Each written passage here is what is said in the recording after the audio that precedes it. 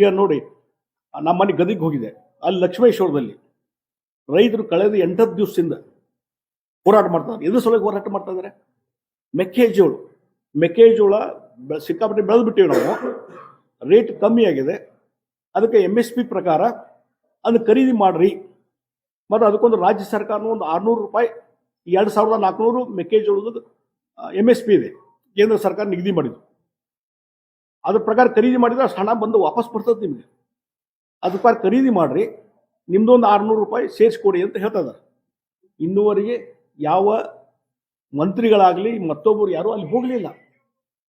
ಅದೇ ರೀತಿ ಹೆಸರು, ಅದೇ ರೀತಿ ಉದ್ದು ಎಲ್ಲ ಇವತ್ತೇನು ಪ್ರಮುಖ ಬೆಳೆಗಳು ಏನದಾವ ರೈತರದು ಬೆಳೆದಿದ್ದು, ಅದೆಲ್ಲವೂ ಸಹಿತ ದರ ಕಡಿಮೆ ಆಗಿದ್ದರಿಂದ ಇವತ್ತು MS ಪ್ರಕಾರ ಖರೀದಿ ಮಾಡ್ರಿ ಅಂತ ಹೇಳ್ತಾರೆ. ಆ ಖರೀದಿ ಮಾಡಲಿಕ್ಕೆ ಇವ್ರಿಗೆ ಆಗ್ತಾ ಇಲ್ಲ. ನೋಡಿ, ಅಲ್ಲಿ ಬಂದು ಅಸೂರೆನ್ಸ್ ಕೊಟ್ಟೋದ್ರು, ಎಲ್ಲೇ ಲಕ್ಷ್ಮೇಶ್ವರ ಕಡೆ ಶಾಸಕರು ಮತ್ತು ಬೇರೆಯವರು ನವಲಗುಂದಲ್ಲಿ ಹೋರಾಟ ನಡೀತಿತ್ತು. ಅಸೂರೆನ್ಸ್ ಕೊಟ್ಟ ಮೇಲೂ ಖರೀದಿ ಕೇಂದ್ರ ಚಾಲೂ ಮಾಡಿಲ್ಲ.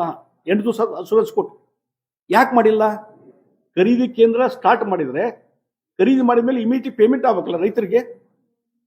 ನೀವು ಖರೀದಿ ಕೇಂದ್ರ ಮಾಡಿ ರೈತರಿಗೆ 2400 ಕೇಂದ್ರ ಸರ್ಕಾರ ಕೊಟ್ಟ ಪ್ರಕಾರ ರಿಎಂಬರ್ಸ್ಮೆಂಟ್ ಆಗ್ತದೆ ಕೇಂದ್ರ ಸರ್ಕಾರ. ಆ ರಿಎಂಬರ್ಸ್ಮೆಂಟ್ ಮುಂದೆ ತಗೋಬೇಕು, ನಿಮ್ಮ ಕಡೆ ಹಣ ಬೇಕಲ್ಲ. ಈಗ ನಾನು ಮುಖ್ಯಮಂತ್ರಿ ಇದ್ದಾಗ ನಾನು ನೋಡಿದ್ದೀನಿ, ಆವರ್ತ ನಿಧಿ ಅಂತ ನಾವು ಕ್ರಿಯೇಟ್ ಮಾಡಿರ್ತೇವೆ. ಆವರ್ತ ನಿಧಿ ಇಂಥ ಎಮರ್ಜೆನ್ಸಿ ಬಂದಾಗ ಸುಮಾರು ಮಿನಿಮಮ್ 500 ಕೋಟಿ ಅದರಲ್ಲಿ ಇಟ್ಟಿರ್ತೇವೆ ಆವರ್ತ ನಿಧಿ. ಇವತ್ತು ಸಿದ್ದರಾಮಯ್ಯವರು ಬಜೆಟ್ ತೆಗೆದು ನೋಡ್ರಿ, ಅವ್ರು ಅನೌನ್ಸ್ ಮಾಡಿದ್ರೆ ಆವರ್ತ ನಿಧಿ 1000 ಕೋಟಿ ಇಟ್ಟಿನ ಅಂತೇಳಿ. ಹಂಗಾದ್ರೆ ಆವರ್ತ ನಿಧಿಯಲ್ಲಿ ಹಣ ಇದೆಯೋ ಇಲ್ಲ ಅಂತ ಕೇಳ್ತೇನೆ ನಾವು. ಈ ರೀತಿ ಎಮರ್ಜೆನ್ಸಿ ಬಂದಾಗ ಅಥವಾ ಬೆಳೆ ನಷ್ಟ ಆದಾಗ ಅದನ್ನು ಕೊಡ್ಲಿಕ್ಕೆ ಇವತ್ತು ಆವರ್ತ ನಿಧಿ ಅಂತ ಹೇಳೋದು. ಈಗ ಬೆಂಬಲ ಬೆಲೆ ಪ್ರಕಾರ ಖರೀದಿ ಮಾಡ್ಲಿಕ್ಕೂ ಸಹಿತ ಆವರ್ತ ನಿಧಿ ಅಲ್ಲಿ ಹಣ ಇಲ್ಲ ನಿಮಗೆ. ಹೀಗಾಗಿ ಖಜಾನೆ ಖಾಲಿ ಆಗಿದ್ರಿಂದ ಇವತ್ತು ರೈತರು ಬೆಳೆದಂತ ಬೆಳೆಯನ್ನ ಖರೀದಿ ಮಾಡೋಂಥ ಪರಿಸ್ಥಿತಿ ಇವತ್ತು ರಾಜ್ಯ ಸರ್ಕಾರದ ಇದೆ. ಅದಕ್ಕಾಗಿ ಖರೀದಿ ಆಗ್ತಾ ಇಲ್ಲ, ರೈತರು ಬೀದಿಗೆ ಬಿದ್ದಿದ್ದಾರೆ.